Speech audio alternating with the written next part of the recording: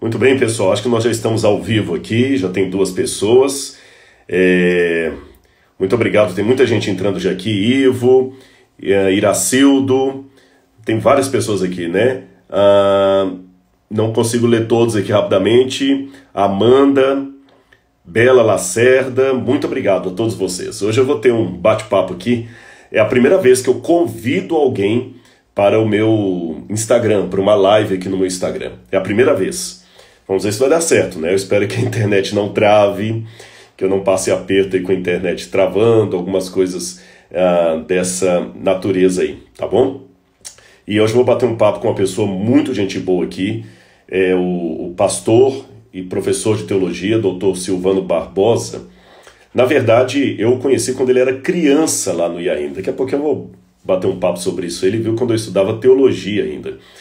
E ele acabou indo para a área teológica também, fez mestrado, doutorado nos Estados Unidos e agora é colega meu aqui na UNASP, de sala de aula. E eu fico muito feliz por ter essas pessoas. Sabe, hoje é um dia triste, porque hoje e semana passada. Na verdade, hoje acaba sendo triste por 3 razões. Hoje faz 8 dias que morreu um professor de teologia meu, muito querido, o pastor Luiz Nunes, um cristão comprometido com o evangelho de verdade, sabe? O pastor Luiz Nunes deixou um legado muito grande. Eu até coloquei aqui no Instagram um texto em homenagem ao pastor Luiz Nunes, doutor Luiz Nunes, e até coloquei que havia um motivo de comemoração, e alguém pode perguntar o que há para comemorar num luto. Exatamente a vida que antecedeu esse luto, né? Você pode comemorar a vida, você não comemora o luto, a morte, mas você comemora a vida que a antecedeu. E ele deixou um legado. Hoje também faleceu um outro professor de teologia também, por muitos anos, já estava com 96 anos, o professor Orlando Ritter. E muita gente que é pastor já aposentado foi aluno de Orlando Ritter. Ele ensinou, ele fez matemática na USP, e foi uma época que foi um desbravador, eu digo assim, pioneiro mesmo da educação adventista no Brasil. Quem fez FAED, a antiga Faculdade Adventista de Educação, se lembra dele. Eu não tive o privilégio de ser aluno dele, mas li alguns de seus livros, apostilas sobre ciência e religião, outras coisas mais. E do meu ponto particular, hoje seria o aniversário do meu pai, que faleceu em novembro do ano passado, né?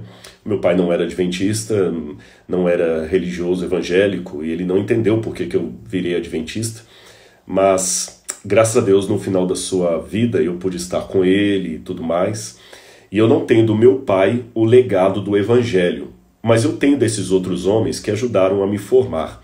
E mesmo que a morte faça com que eles deponham a tocha da pregação do evangelho, eles não morrem em vão, porque nós erguemos a tocha que eles conduziram. Eu espero que Jesus volte antes, mas se Jesus demorar mais tempo para voltar e eu também tiver que declinar a minha tocha através da morte ou qualquer coisa assim, eu sei que Deus levantará pessoas para erguerem a tocha que eu vou depor e esse evangelho continuará sendo pregado. E como o pastor Silvano é mais novo do que eu posso dizer que mesmo que a minha tocha decline, a dele vai se levantar. Vocês vão gostar de conhecê-lo, ele é muito gente boa.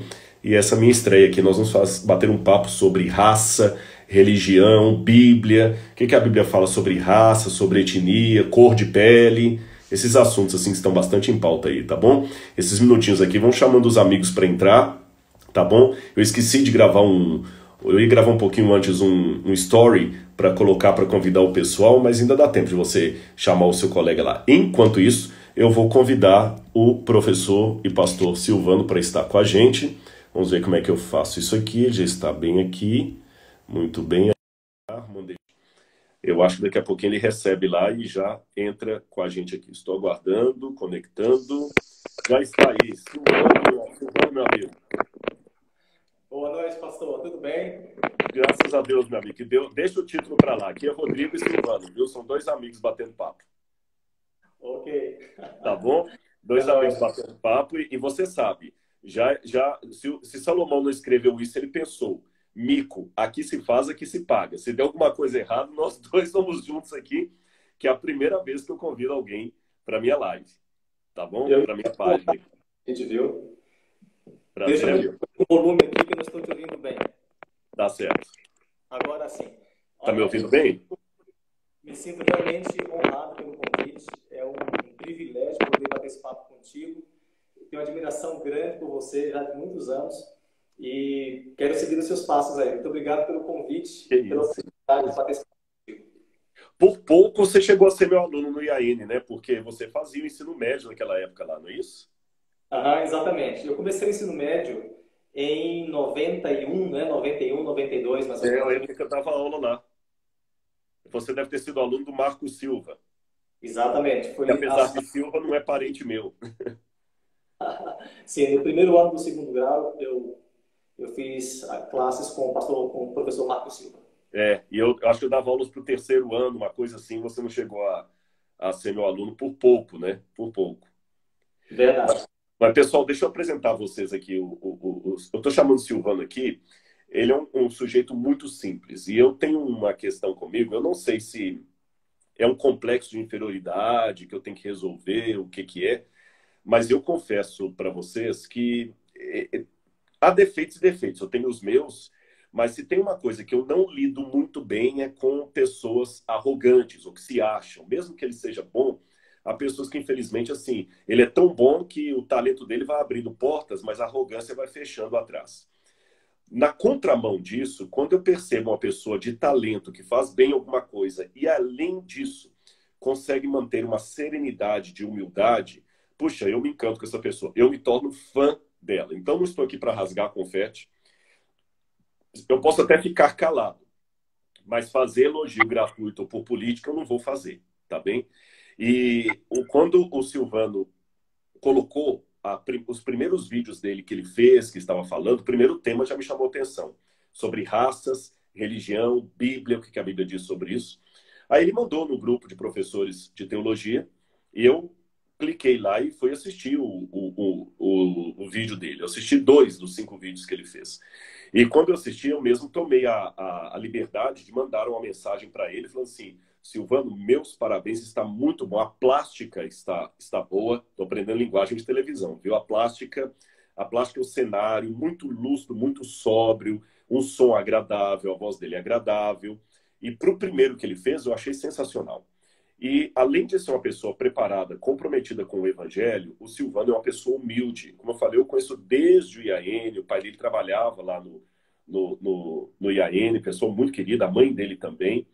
E não subiu a cabeça dele quem ele é. Tanto é que quando a gente bolou aqui, eu falei: Silvano, eu vou pela primeira vez chamar alguém para fazer uma live no meu Instagram. E quero estrear com você. Foi eu que tive a iniciativa, não foi ele que pediu.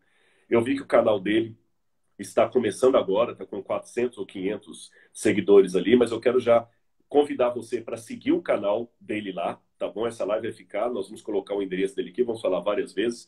Mas quem que é o Silvano que eu estou tanto falando? O Silvano, ele é pastor da Igreja Adventista e eu o conheci no IAN, né? Como eu falei, é filho do irmão Renato, né? Lá do IAN, uma pessoa muito querida. E um belo dia, quando eu estava na Andrews, eu vi o irmão Renato lá que havia visitar o Silvano. Aí descobri que o Silvano estava lá também fazendo o doutorado dele. Só que a área que eu estudava era da arqueologia. Eu estudava ali no Museu Siegfried Horn. E ele estudava com o departamento de missiologia. Na época, ele já tinha uma iniciativa de fazer uma revista com temas missiológicos muito interessante que ele até usava para bancar uma parte do estudo dele ali.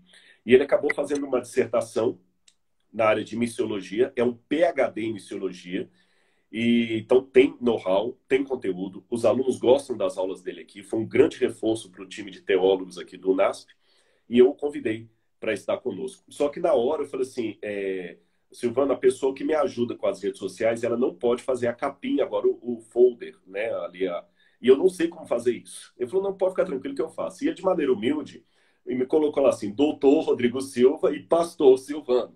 Mas ele é doutor. Ele também ele é PhD, tá bom? E Silvano, vamos falar um pouquinho aqui rapidamente. Eu sei que é complicado resumir num minuto uma tese doutoral, porque se você fala com a linguagem técnica, quem não é da área não vai entender. E se você simplifica demais para ficar claro, o outro pergunta: só isso?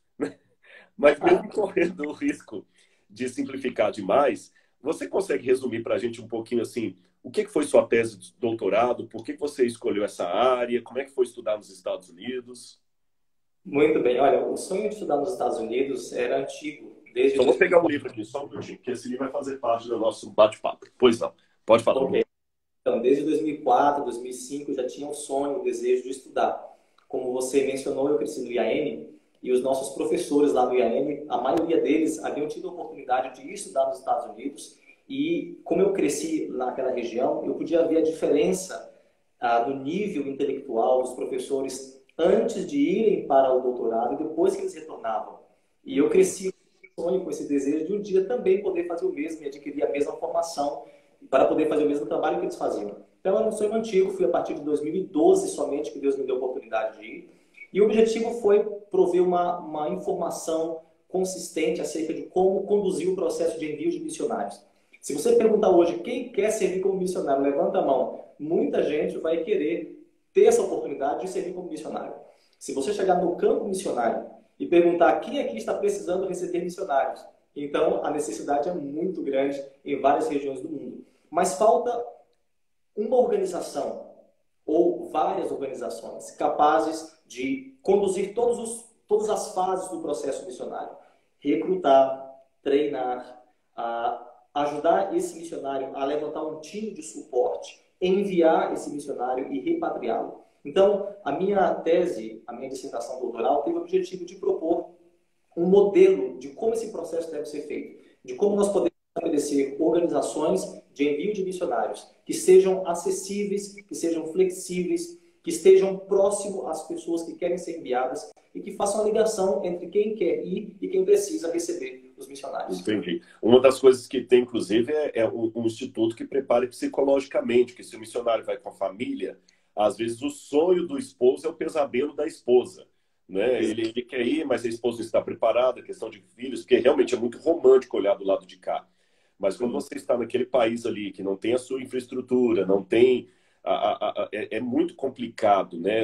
Também as questões culturais, porque você vai para lá, tem gestos que no Brasil são muito aceitos, lá fora seria agressivo, etc. Agora, falando um pouquinho de sonhos, vou fazer duas perguntas já aqui para você. A teologia, somente no doutorado, ela tem várias áreas. Tem a teologia bíblica, sistemática, histórica, e a prática, que entra missiologia. Por que o chamado para missiologia, por exemplo, né? E como é que você fez? Porque você não foi enviado no sentido de alguém chegou para você, não, a gente reconhece o seu sonho, vamos pagar os seus estudos, vai embora. Não foi bem assim. Você estava trabalhando como pastor no Brasil e você deixou muita coisa e foi para lá. Então, dá uma resumida aí. Por que missiologia? E de onde veio essa coragem para sair já casado com o filho? Acho que você já tinha filhos na época, né? Sim, E ir para lá se aventurar. Muito bem, é uma boa pergunta. Olha, eu sou pastor há 21 anos agora. E desde sempre no ministério eu tive uma vocação muito forte voltada para a área missionária. E eu devo isso à minha mãe. Quando eu tinha 6 ou 7 anos lá no IAM, você conhece muito bem a região do IAM ali, fica próximo a uma cidade chamada Cachoeira. Me recordo com muita clareza a minha mãe me tomando pela mão e me levando 3 quilômetros abaixo até a cidade de Cachoeira para dar estudos bíblicos. E eu fiz isso várias vezes. Eu cresci com essa vocação missionária. Depois que eu iniciei o ministério, eu sempre tive um desejo muito forte. A área do ministério que eu mais me identifico é a pregação do evangelho, é dar estudos bíblicos, é ver pessoas sendo batizadas, é mobilizar a igreja para a missão. E eu queria fazer isso não só utilizando habilidade e carisma, mas também preparo. E daí o sonho de estudar. A Ellen White tem uma citação muito interessante num livro chamado Testemunhos para Ministros, onde ela diz que normalmente nós, pastores, fazemos o trabalho usando mais habilidade e carisma do que preparo. E se nós cuidássemos em nos tornar gigantes intelectuais, nós poderíamos fazer 10 vezes mais do que o que fazemos agora. Isso colocou no meu coração um desejo muito forte de ir. Mas, como você mencionou, não é um processo muito simples deixar a sua estrutura aqui no Brasil, de ministério, deixar a segurança de fazer parte da organização e simplesmente ir e se manter os seus filhos pequenos por 5 ou 6 anos com os recursos necessários para viver num país que não é o seu. Então, isso foi um processo muito difícil. Deus conduziu todas as fases do processo. E Deus me orientou. Pois não, pastor. Não, não, pode falar aí. Deus me orientou. Deus orientou todas as fases do processo, mas o fator determinante foram dois. Primeiro foi o apoio do pastor Oliveiros. O pastor Oliveiros era o presidente da Associação Paulista Central. Eu compartilhei o sonho com ele. Ele me disse: olha, Silvano, nós não podemos, nesse momento, enviar você, sponsorar você, como os professores são enviados do NASP para IAEMS, mas nós podemos ajudar você. Vamos dar uma bolsa para você, para que você possa manter seu aluguel, a alimentação, né, e o seguro do carro. Não vai cobrir todas as suas despesas, mas vamos dar uma bolsa para você e vamos manter o seu vínculo com a igreja aqui no Brasil. E à medida que os anos foram passando, esse auxílio foi aumentando também, porque a necessidade aumentava. Então, o apoio do pastor Oliveiros foi fundamental. Um outro fator fundamental foi a criação da revista Foco na Pessoa, que era uma revista de mobilização missionária para pastores. A intenção era prover nesse material informação útil, produzir conhecimento para os pastores acerca de como conduzir o processo de mobilização da igreja para a missão.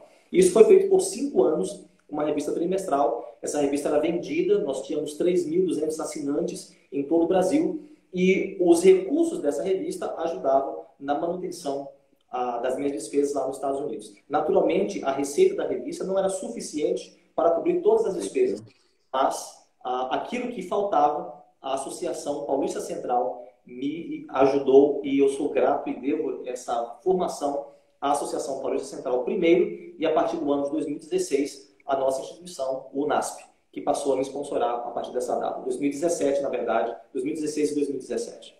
Agora, tem muita gente perguntando aqui, poxa, o meu sonho era fazer um doutorado, como eu gostaria de fazer doutorado e tudo mais. Contando assim, parece que foi muito fácil, né? Chegou lá, a associação, não, beleza, vamos te bancar, vamos lá, não paga tudo, mas a gente cobra aqui. Só que é interessante o que você está contando aí. Em primeiro lugar, eu falo que quem quer dá um jeito, quem não quer dá uma desculpa. E há histórias diferentes. A sua, você teve um apoio da obra, outros não tiveram totalmente esse apoio, ou você teve um apoio parcial, você batalhou com a revista. Eu lembro você lá lutando, e o dólar não dá em árvore lá, não é? Vou ali fora colher um pouco de dólar. E aprender o inglês, e fazer o TOEFL, ou Cambridge, qualquer, né, que a Andrews aceita lá, e aquele negócio todo de 4 anos, e ralando com família, não foi fácil. Agora, eu noto uma coisa aqui na sua vida que pode servir de incentivo para muita gente aí que está perguntando, como é que eu faço fazer um doutorado? Há várias maneiras de preparar nesse tom. Invente uma. Mas uma das características suas que eu posso pensar, você, com humildade, mostrou para a igreja, através do seu serviço, que você era alguém que a igreja deveria investir. Porque tem muita gente que se limita a fazer uma cartinha pedindo, eu quero estudar. Ele tem os sonhos dele, quer que a gente pague por eles. Se você fizesse isso, o presidente ia falar assim, meu amigo, você quer estudar e tem mais 20 aí na fila também que querem. Toda a torcida do Corinthians quer estudar, né? Agora, o ponto é que você começou a fazer a revista, o campo viu, você se preparou. Primeiro você pegou uma bagagem de prática, né? Porque às vezes corre aquele risco também de você ser muito overqualified, fora, super qualificado, mas apenas do ponto de vista intelectual, mas sem nenhuma experiência de vida. E Deus vai abrindo as portas também. Quem convida, paga a conta. Se Deus te chamou, Ele vai abrir. Eu fico feliz por sua vida, que em Deus te abençoando, abençoa nós também por termos você com a gente. Mas agora, vamos deixar os assuntos tranquilos de tese, Andrews e outras coisas mais, para falar de alguma coisa mais polêmica aqui. Estamos agora numa época aí que os nervos estão à flor da pele com a temática de racismo, de manifestações, de questão de minorias e o assassinato relativamente recente do George Floyd nos Estados Unidos, que fez explodir uma série de manifestações em Atlanta, Nova York, Washington e tudo mais e tal.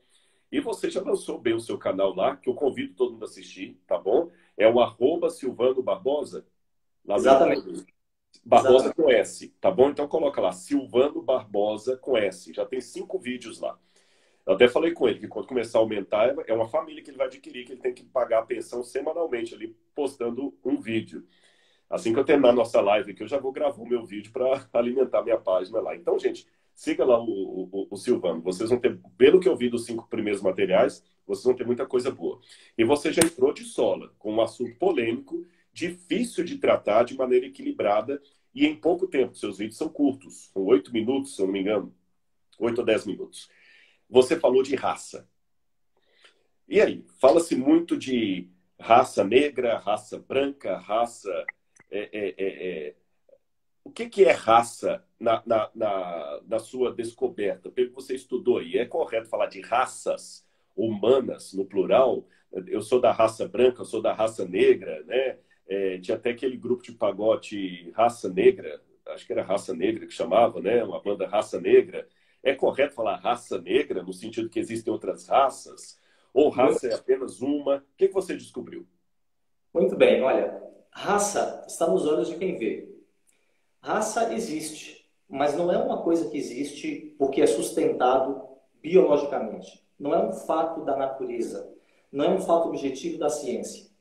Raça, o conceito de raça é algo subjetivo, varia de lugar para lugar. Raça é uma forma de classificar o ser humano. Mas como se faz isso? De que maneira nós podemos fazer isso? Seguindo a coerência da ciência e, ao mesmo tempo, seguindo parâmetros que vão nos orientar a fazer isso de maneira adequada.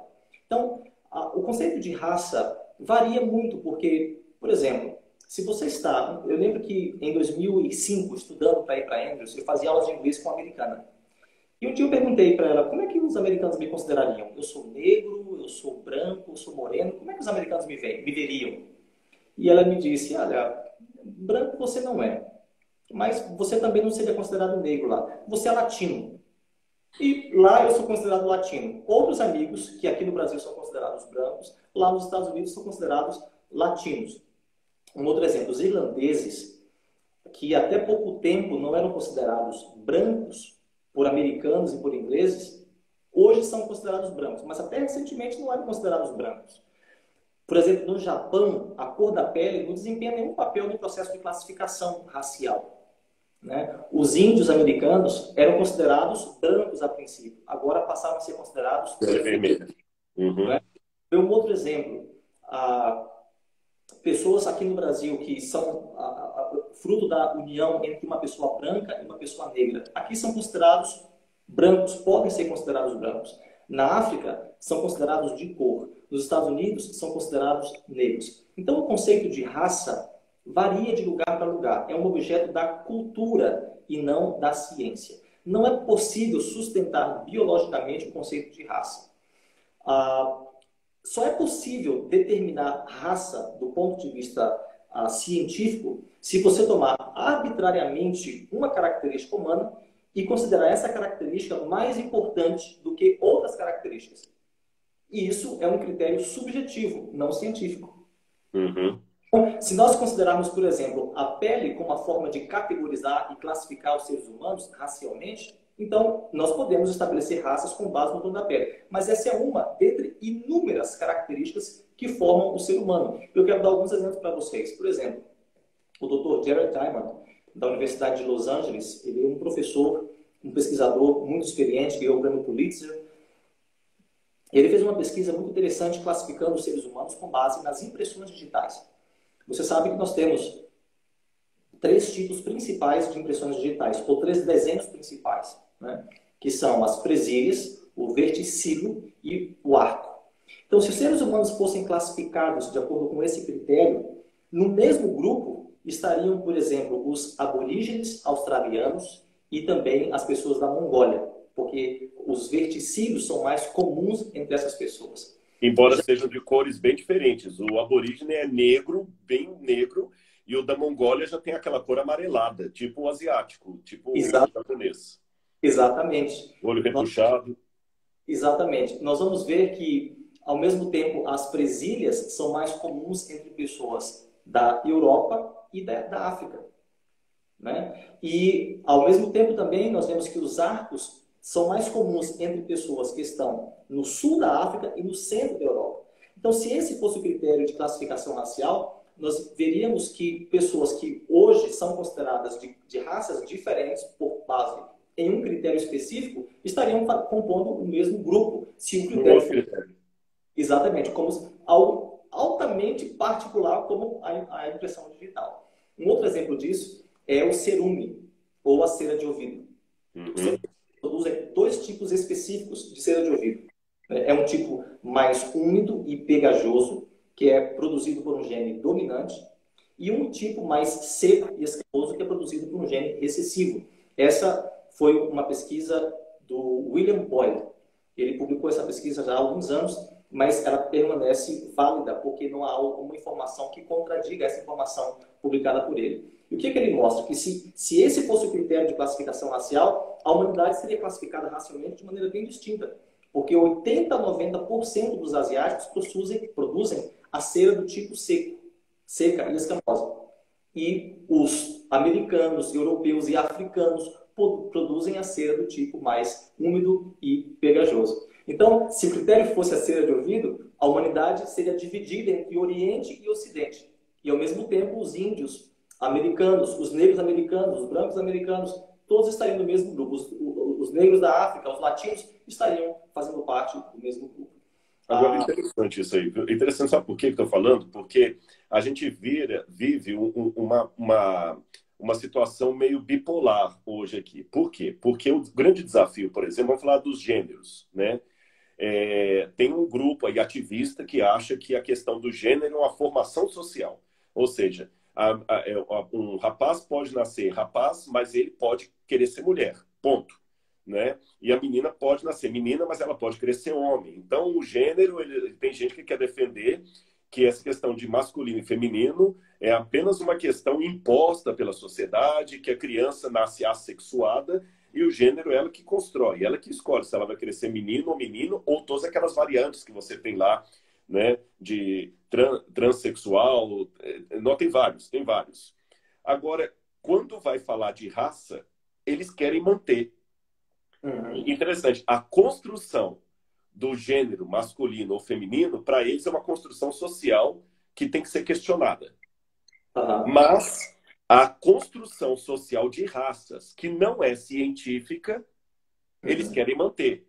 Tanto é que a briga pelos direitos humanos, é a briga pelas minorias, né? O negro com o negro. Eu lembro que uma vez eu conversei com um cantor americano muito famoso, que eu não vou dizer o nome por questão ética, mas se eu falar, muita gente conhece. E eu estava conversando com ele e tudo mais, e ele é muito ativista nessa questão de negros, negro movimento, ele ama a coisa dos negros e tudo. E eu, num determinado momento, conversando com ele em inglês, eu falei, porque nós negros? Ele falou, não. Eu falei, como não? Você não é um negro como eu sou um negro. Eu vou explicar a nossa diferença. Nos Estados Unidos, os meus ancestrais foram formados por quê? Porque os donos de escravo pegavam os melhores negros, os mais fortes, para ter sexo com as negras mais fortes, para produzir negros mais fortes para o trabalho. Raça pura. É por isso que a maior parte dos negros americanos são os melhores jogadores de basquete, os melhores jogadores de futebol americano, os que têm as melhores vozes para cantar. Mas vocês do Brasil, não. Vocês não tiveram essa pureza genética. Tem mistura demais. Então, desculpe-me, você não é um negro como eu sou negro. Eu, sinceramente, senti uma soberba tremenda na fala dele. A primeira vez que eu vejo um negro ativista dizendo que eu sou um negro de segunda categoria porque os meus ancestrais tiveram miscigenação e os dele não. Por isso que os negros americanos são mais fortes. Então, você nota, eu senti uma linguagem quase racista de um negro ativista, que eu sou negro de segunda categoria, né? Então, isso é muito delicado, muito sério. E quando você entra nessa área, igual você está entrando aí, muitas pessoas pensam, não, você está querendo negar que haja injustiça social. Não é esse o ponto. Eu já sofri racismo. E mais de uma vez, e de várias formas. Nós não estamos negando que as minorias não sofram. Você está apenas dizendo com muita propriedade que se o pessoal está querendo levantar a bandeira, que a questão de gênero é uma questão cultural, não tem base nisso, porque pela genética, ou você nasce masculino ou feminino, desculpa, eu sei que o nosso tema não é esse, mas eu tenho que tomá-lo, porque está muito paralelo ali no discurso. Até tem uma piadinha que uma vez alguém foi até o médico e o médico falou assim, pois é, então, senhor João não, Sabrina. Ele falou, mas senhor João, Sabrina, meu nome é Sabrina, mas nos seus documentos está João. Isso é o que o documento impôs, isso é coisa cultural. Eu não sou homem, eu sou uma mulher, meu nome é Sabrina. E me respeite, senão eu vou processar o senhor por homofobia. Tá bom, dona Sabrina. Muito bem, agora sim, qual é o meu problema? Ele falou, câncer de próstata. Então, quer dizer, você pode querer impor o que você quiser. O seu DNA vai ser masculino e ponto final, né? Agora, isso é científico. Agora, falar pelo que você está dizendo aí, não, ele é da raça negra, isso não é científico. Isso sim é convenção social e dependendo do critério, se for cerúleo, do cera do ouvido, se for digital ou até outros elementos como íris do olho, você pode fazer classificações bem distintas das que nós temos. E como você falou, aqui você é negro, na América você era latino, né? Exatamente. Interessante que você mencionou isso, e a pesquisa do Kenneth Kidd, que é um professor emérito de medicina da faculdade de Yale, quer dizer, uma das melhores do mundo. E a pesquisa dele mostra que o estudo do DNA explode qualquer noção de uma raça negra específica, como aqui a pessoa com a qual você conversou mencionou, uma raça negra exclusiva, específica. Por quê? Porque altos níveis de variação genética estão presentes mesmo em pequenas populações isoladas. Então, se você vai lá numa ilhazinha, lá numa região isolada do Alasca, digamos assim, ou lá nas Polinésias Francesas, num lugar altamente isolado, naquele pequeno grupo ali, há um alto nível de variação genética dentro daquele grupo. Na verdade, há mais variação genética dentro da África só do que em todo o resto do mundo. Interessante Entende? isso. Então, não há uma raça negra específica, não há uma raça branca específica, não há uma raça ariana específica. E a conclusão do Kenneth Kidd é que não é possível classificar geneticamente raças entre os seres humanos. Por quê? Por causa dos altos níveis de variação genética que há entre os grupos. Essa classificação racial só é possível se você arbitrariamente escolhe um elemento em detrimento dos outros elementos. E essa classificação é subjetiva ou cultural, mas não científica. Esse é o argumento das autoridades da área de genética, da área de biologia, da área médica. Isso é o que eles falam. Então, raça existe? Existe. Mas existe como uma propriedade da nossa mente, como algo que nós concebemos com base na formação que adquirimos, no meio onde nós estamos, da cultura a qual pertencemos, na cosmovisão que nós desenvolvemos, mas não como um fato que pode ser sustentado biologicamente, cientificamente, não é um fato objetivo da natureza. Então, com base até nesse estudo que você está falando do Kit aí, esse pessoal fica todo com essa bandeira, eu sou afrodescendente, do ponto de vista biológico, está falando uma grande tonteria, porque ele é afrodescendente, que para mim é até um absurdo. Se tem uma coisa que mais ofende quem vive na África, é essa maneira que nós temos aqui de falar os africanos, como se a África fosse um país, né? A África eu nem sabia desse estudo, mas falando do ponto de vista geopolítico, confundir um angolano com um moçambicano é tão ofensivo para eles como confundir um brasileiro com um argentino. A gente fica revoltado quando os Estados Unidos, um infeliz, pensa que a capital do Brasil é Buenos Aires e que tudo é a mesma coisa, né? E não é que português e espanhol é a mesma coisa. Não é, são línguas diferentes. O boliviano, vai falar com o boliviano que ele é peruano. Você vai proclamar uma guerra ali. Peruano é peruano, boliviano é boliviano. E a gente fala da África como se fosse um país só. E fala assim, a grande mãe África, minhas origens africanas. Aí o pessoal do politicamente correto quer que agora se diga não negro, nem preto, é afrodescendente. Que é afrodescendente? Qual das etnias aí? Isso é muito interessante. É bom deixar bem claro, estou repetindo, nós não estamos aqui negando as questões dos problemas que tem. Aliás, eu vou até confessar uma coisa para você aqui, Silvano. Eu já sofri preconceito por ser negro, ou negro de segunda categoria, segundo a visão do ativista americano lá, e já sofri preconceito por ter estudado no IAN. Eu lembro que quando eu vim dar aula em São Paulo, teve colegas que não achavam correto a universidade me contratar porque eu tinha formado na Bahia. Eu nem sou do Nordeste, eu não sou nordestino. Mas só o fato de eu ter estudado na Bahia, a ironia é que depois eu acabei substituindo a pessoa que estava contra isso aí. Mas eu lembro das piadinhas dele que acabam chegando pra gente, mas vai contratar esse rapaz, ele formou no IAN, ele formou na Bahia, lá no Nordeste. Na Bahia, nós queremos qualidade aqui e tudo mais, e que absurdo, sem saber que lá na Bahia nós tínhamos excelentes professores, que você sabe, né? Carlos Camarena, Amin Rodor e outros mais, que aliás o Amin Rodor até terminou o magistério dele aqui, que agora está aposentado, José Carlos Ramos, mas olha a estupidez. E eu lembro, várias vezes eu vi esse tipo de piadinha. O fato de ser negro também, fazer doutorado e tudo mais, então eu sei o que é isso na pele. Mas o problema é que é muito fácil confundir uma injustiça que fizeram comigo com o vitimismo.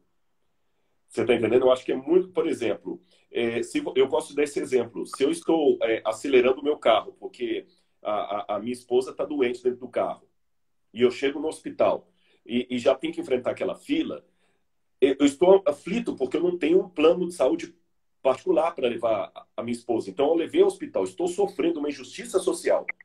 Agora, se os médicos não vêm me atender porque eles estão ocupados entubando uma criança, aí que eu tenho que ver a diferença. Eu estou sendo uma vítima porque eu não tenho dinheiro de pagar dinheiro para pagar um hospital público, que político tem, que empresário tem, eu não tenho dinheiro. Eu estou no SUS. Eu estou sendo uma vítima, eu estou sendo segregado, porque eu pago imposto como o rico tem bem tratado, eu não sou. Eu sou uma vítima. Mas se eu cheguei no hospital e eles não me atenderam porque estavam entubando uma criança, eu quebrar o hospital e achar que eles tinham que parar de atender a criança para me atender, aí eu estou caindo no vitimismo. Ou seja, eu tenho uma causa legítima, como cidadão eu mereço o melhor tratamento do Estado, mas eu tornei a minha causa legítima o centro de tudo. O hospital tinha que parar por minha causa, aí eu virei vitimismo. Então, toda pessoa que tem algum tipo de segregação, seja por ser negro, nordestino, índio, japonês, na história dele, por ser pobre, por ser da periferia da favela, ele tem uma causa justa, mas se ele acentua demais essa causa, vira vitimismo. Ou seja, a diferença entre veneno e remédio é uma questão de dosagem. Se quem está nos assistindo entender isso, acho que estaremos bem. Mas É uma verdade. pergunta. Você falou que lá na América você era classificado como latino, mas você se sente negro? Uma boa pergunta. Olha, eu me sinto moreno. Eu não me sinto negro, não me sinto branco, me sinto pardo, me sinto moreno, que é como as pessoas me consideram. Eu cresci sendo considerado moreno e eu acabei absorvendo isso. Então, à medida que o tempo foi passando, fui refletindo melhor sobre isso e é como eu me considero. Eu me considero uma pessoa parda. Quando pedem para classificar racialmente, normalmente eu utilizo o critério e me classifico sim como pardo ou moreno. Mas, de fato, quando você muda de contexto, você começa a se considerar de maneira diferente. Durante os Uhum. 4 anos lá nos Estados Unidos, eu já me considerava latino, né? Então, me identificava muito com qualquer outra pessoa da América Latina. Quando eu encontrava um latino de qualquer lugar, e latino para os Estados Unidos, para os americanos, É vai do tudo. México para baixo, né?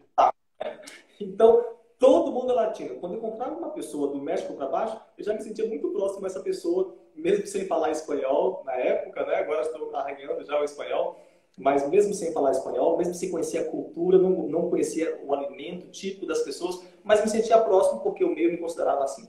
Então, como vimos, o conceito de raça varia de lugar para lugar. Aqui no Brasil, eu me considero moreno, nos Estados Unidos, eu me considero latino e vivo muito bem com isso. Eu lembrei quando você estava falando dos testes aqui, pena que agora eu não tenho os detalhes, mas eu lembro em Israel uma vez que teve um estudo sobre DNA muito interessante também, onde eles colocaram um alemão, descendente de nazista, um judeu, pegaram um negro, pegaram africano, pegaram um palestino, e quando fizeram o DNA, percebeu que todos eles tinham o mesmo tronco genético ali, sabe? Uhum. E não tinha nada a ver, eles assustaram assim e tudo. E diga-se de passagem, uma notinha de rodapé, raça ariana também foi uma outra invenção da época, que é arianismo, é um tronco linguístico. Arianismo nem é etnia, foi uma coisa criada na época de Hegel e depois bebida por todos os nazistas e Hitler e tudo mais. Agora, partindo para a Bíblia, que eu tenho um livro aqui que eu queria falar desse livro, eu gosto muito desse sujeito aqui, Edwin Yamalti. Ele é Uhum. arqueólogo. Eu tive o privilégio de dividir plataforma com ele nos Estados Unidos quando eu dei palestra lá no SBL e ele estava lá também, Edwin Yamalti. Eu dei palestra do lado dele, eu dei a minha, depois ele deu a dele. E ele foi até prefaciado por Kenneth Kitchen, que é um outro arqueólogo muito conservador, e o Edwin Yamalti, muito querido, ele é do Havaí, e ele escreveu esse livro Africa and the Bible. Eu acho que não tem esse livro em português. E ele trata de muitas coisas interessantes aqui, Silvano. É uma leitura recomendada, infelizmente não tem em português. E ele trata de dois assuntos aqui que eu sei que você toca ali, são um pouco espinhosos. Um deles é o assunto da maldição de Caim, que houve teólogos que diziam que a maldição de Caim era a cor de Caim que ficou escura. E o outro é a maldição de Cã, o filho de Noé, que alguns leem também que Cã foi amaldiçoado por Noé, e Cã, como é o pai dos camitas, que são os africanos, que Noé fala, você será servo dos seus irmãos, que estava prevendo ali já a escravidão que a África teria. Você poderia comentar um pouco esses dois textos bíblicos, da maldição de Caim e da maldição de Cã, e se isso tem alguma coisa a ver com tom de pele, como alguns dizem? Muito bem, Rodrigo. São dois textos, como você mencionou, espinhosos, e dois textos que têm sido utilizados para moldar atitudes raciais ao longo dos séculos. Esses textos têm sido utilizados por cristãos, inclusive, para justificar a escravatura e a segregação. Então é importante que nós, cristãos, tenhamos uma concepção, uma compreensão clara desses textos, para que nós não incorramos em erro e para que também nós justifiquemos atitudes pecaminosas com base na palavra de Deus. E muito menos promovamos atitudes pecaminosas com base na palavra de Deus. Então, primeiro, a marca de Cã, ou melhor, a marca de Caim, está lá em Gênesis capítulo 4, verso 15. É um texto bem interessante. Depois de cometer o crime, Caim é sentenciado a viver fora do convívio familiar, como um fugitivo e como um vagabundo ou vagueando pela terra. É dentro desse contexto que ele reclama com Deus, dizendo que a punição seria muito severa para ele, e a Bíblia diz que Deus pôs uma marca em Caim para que não o matasse quem quer que o encontrasse. Então, a primeira coisa que a gente precisa entender é que essa marca foi uma marca de proteção. Uhum. Então, o objetivo não era para degradá-lo, mas uma marca para protegê-lo. Essa é a primeira coisa. Interessante isso. Foi essa marca.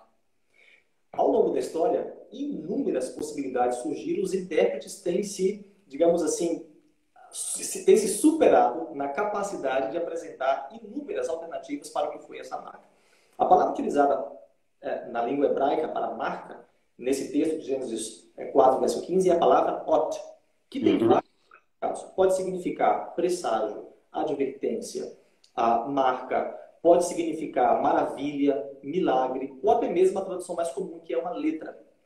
Essa é usada para se referir a vários eventos na Bíblia. Por exemplo, quando em Gênesis 1, verso 14, na criação, a Bíblia diz que Deus fez os corpos celestes, as estrelas, como sinais.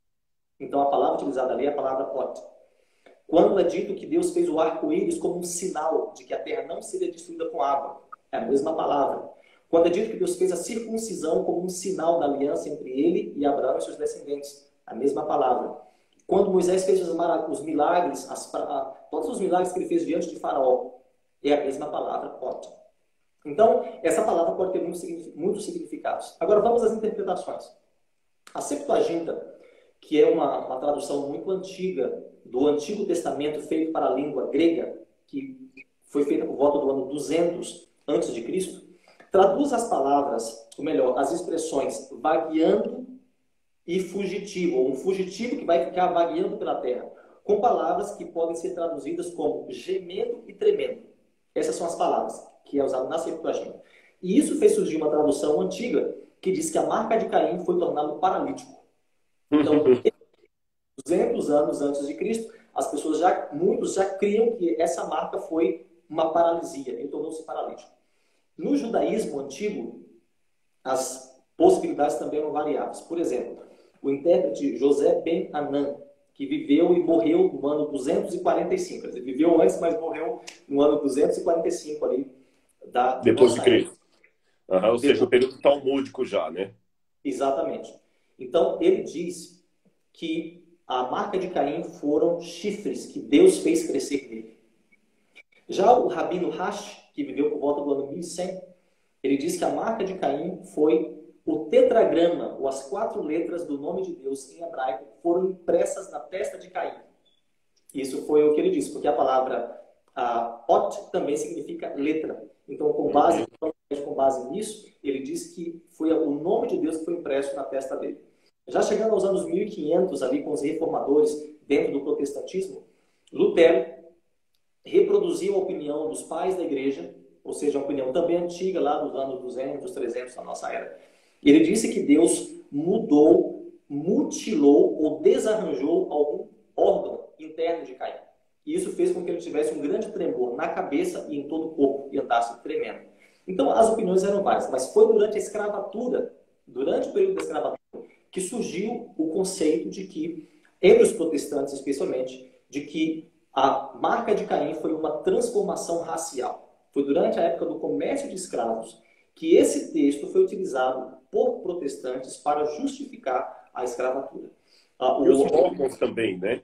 Os Mormons também enveredaram nisso, os Mormons, Joseph Smith. Exatamente. E antes disso também, um monge franciscano já dizia que os ciganos, por exemplo, eram descendentes de Caim. Porque Caim foi sentenciado a viver vagueando pela terra. Né? Os Então, ciganos são nômades. exatamente. Então,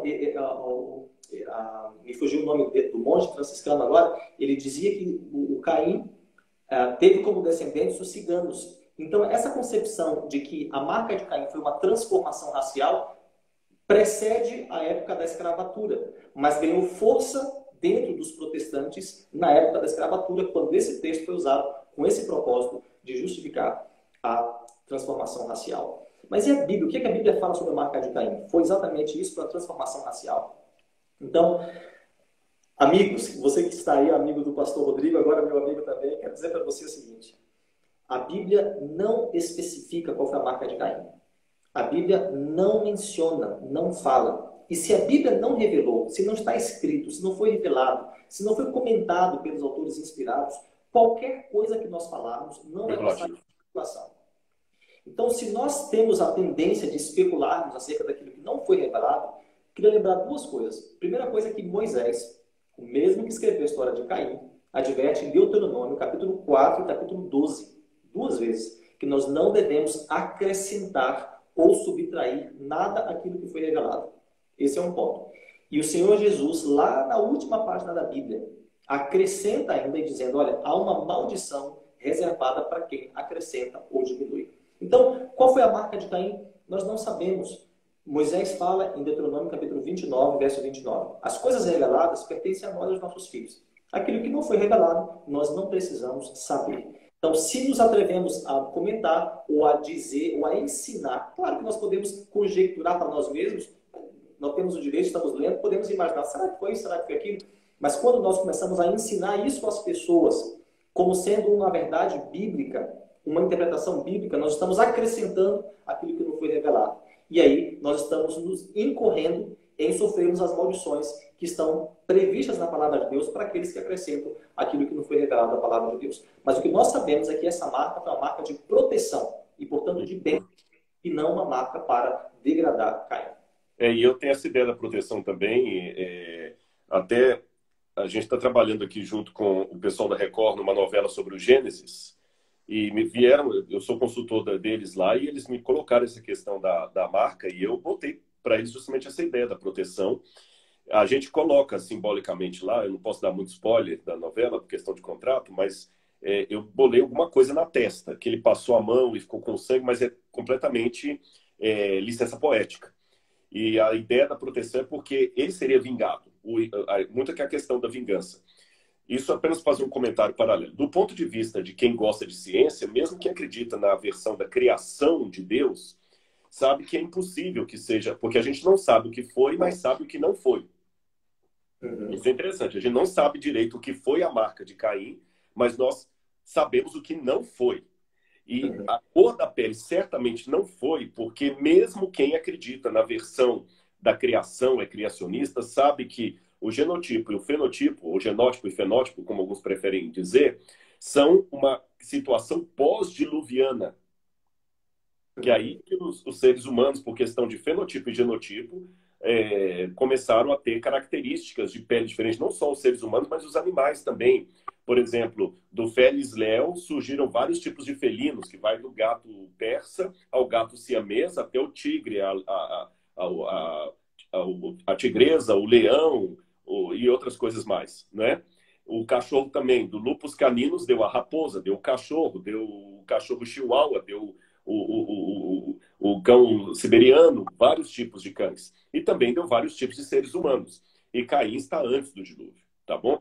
Agora, rapidamente, que eu só estou com medo aqui, que uma hora eles vão... eu acho que o Instagram, ele corta a live. E, em poucas palavras, Icã. Que Cã já é depois do dilúvio. Aí já seria a cor? O que você acha? Muito bem. Interessante a maldição de Cã, porque ela está sendo... é referido a ela como o motivo principal da escravatura. Então, o ponto de partida para essa interpretação é a compreensão tradicional de que Cã tornou-se o pai, ou Cã tornou-se o pai dos africanos, Jafé tornou-se o pai dos europeus e Sem o pai dos semitas ou dos hebreus. Então, se está escrito que Cã serviria aos seus irmãos, então seria ok para europeus fazerem escravos africanos. Essa foi a compreensão tradicional. Mas é isso que diz a palavra de Deus. Veja, a maldição de Cã não foi lançada sobre Cã irrestritamente, sobre os descendentes de Cã, mas foi lançada sobre Canaã, o quarto filho de Cã. Uhum. Então, esse é um ponto que a gente precisa mencionar. Vários anos já haviam passado desde o dilúvio, Canaã já havia nascido e provavelmente Canaã participou do ato ímpio do pai dele. Por que Cã foi amaldiçoado? Porque, rapidamente, alguém pode não conhecer a história, né? Noé plantou uma vinha, fez o suco da uva, fez o vinho, tomou, se embriagou, né? Caiu, desabou, expondo sua nudez, e Cã zombou dele, ao invés de cuidar dele. E ainda foi falar com os irmãos. E os irmãos, Sem e Jafé, trataram o pai com respeito. É dentro desse contexto que a maldição é colocada. Só que Moisés não fez essa maldição, desculpa, Noé não fez essa maldição porque estava ressentido. Noé estava vendo na atitude de Canaã os mesmos traços do seu pai. Então, Noé estava fazendo uma profecia com base naquilo que ele já estava vendo do caráter de Canaã. Então, a profecia não foi feita contra os descendentes irrestritos de Cã, mas contra Canaã. Para que nós pudéssemos fazer essa profecia ou aplicar essa profecia aos africanos, todos africanos, então algumas coisas precisariam ser feitas. E esse é um argumento do pastor da Igreja Reformada, Alexander MacLeod, que lutou bravamente contra a escravatura e escreveu um livro chamado Negro Slavery Unjustifiable, no ano de 1802. E ele diz assim, para você poder usar esse argumento de que os negros são escravizados como consequência da maldição de Cã, então você tem que justificar algumas coisas. Primeiro, que todo africano é realmente um descendente de Cã. Segundo, você tem que provar que todo europeu é descendente de Sem e Jafé. Uhum. Terceiro, você tem que provar que todo europeu moral de escravizar qualquer um dos descendentes de Cã. Porque Jafé sentiam o direito moral, por quê? Porque eles protegeram o pai. A atitude foi diferente da atitude de Cã. Então você tem que provar que todo descendente de Sem e Jafé tem o direito moral de fazer isso. E ainda você tem que provar que toda a descendência de Cã sofreu escravatura.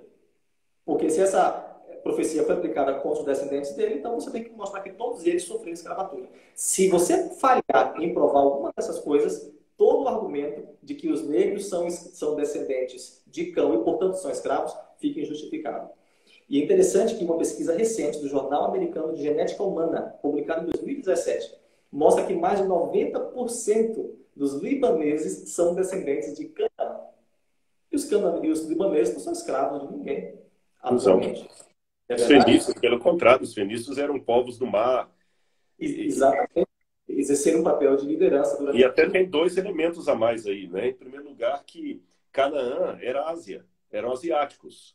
Exatamente. Canaã foi pai dos asiáticos, não dos africanos. E segundo, a Bíblia fala que Deus visita a iniquidade dos filhos até a terceira e quarta geração.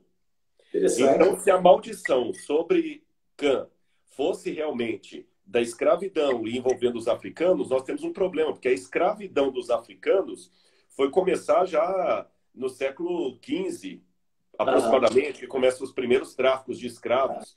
Do século XV para o ancestral, passou muito mais de 3 ou 4 gerações. Então, a maldição de Deus não teria sentido, ela seria mais recente, mais lá atrás. Exatamente. Só para concluir, essa profecia de Noé se cumpriu por meio de Josué, quando Josué conquistou a terra prometida, ou a terra de Canaã.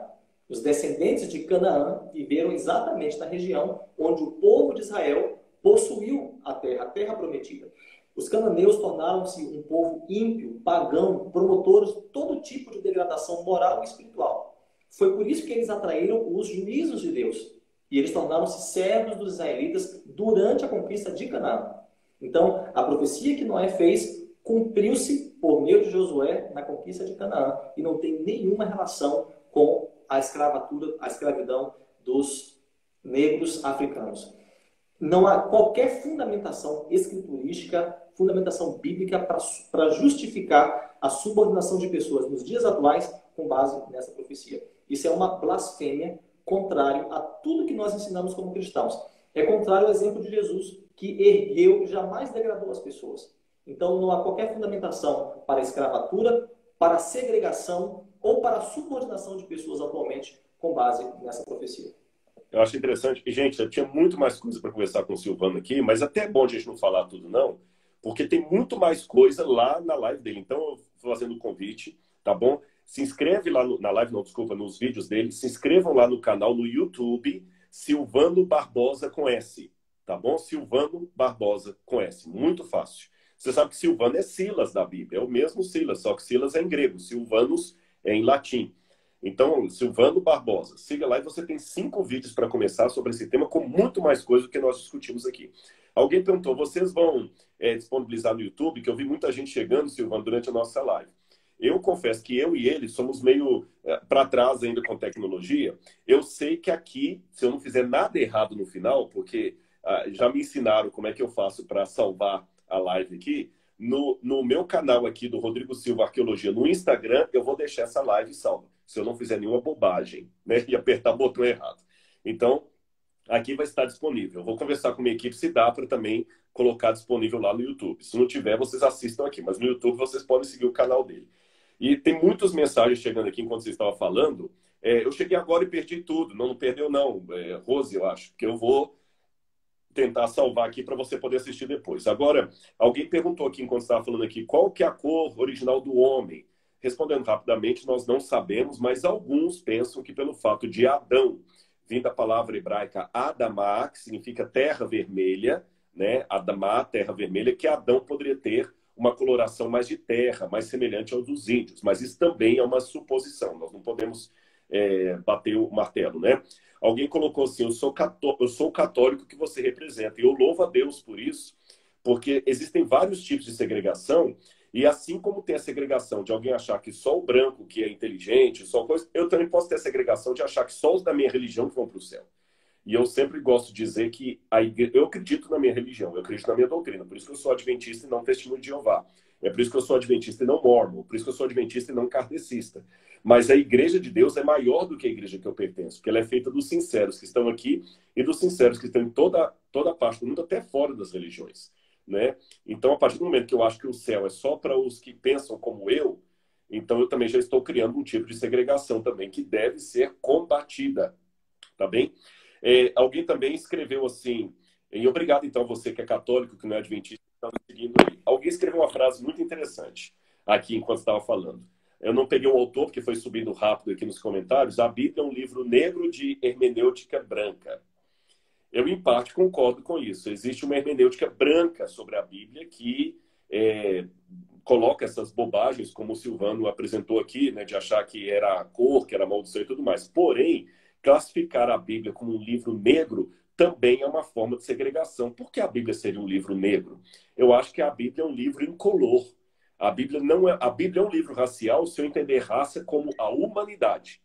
Mas se eu entender raça como nesses critérios que foram colocados aqui, a Bíblia não é um livro particular de uma nação. A Bíblia não é nem judaica. A Bíblia é do mundo. Com o Messias, ele é judeu por etnia, mas ele é o salvador do mundo inteiro. Tá certo? A Bíblia foi escrita numa cultura do Oriente Médio, mas ela é do brasileiro, do alemão, do jamaicano, de todo mundo.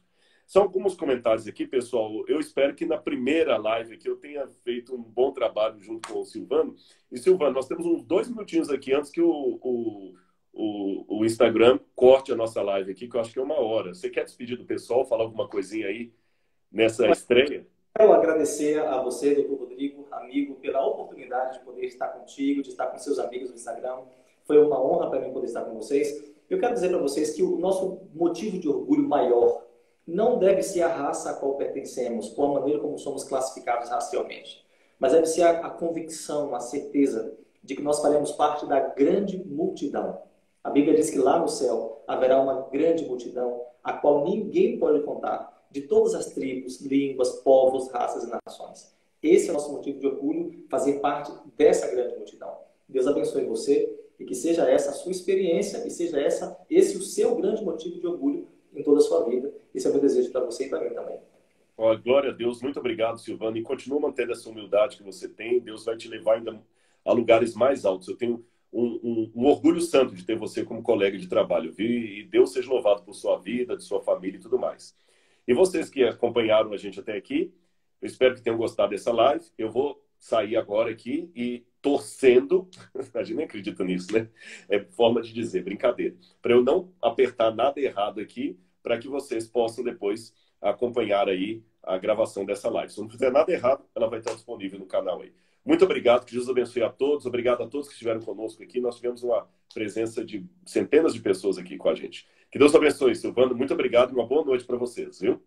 Muito obrigado, uma boa noite. Deus abençoe a todos. Amém.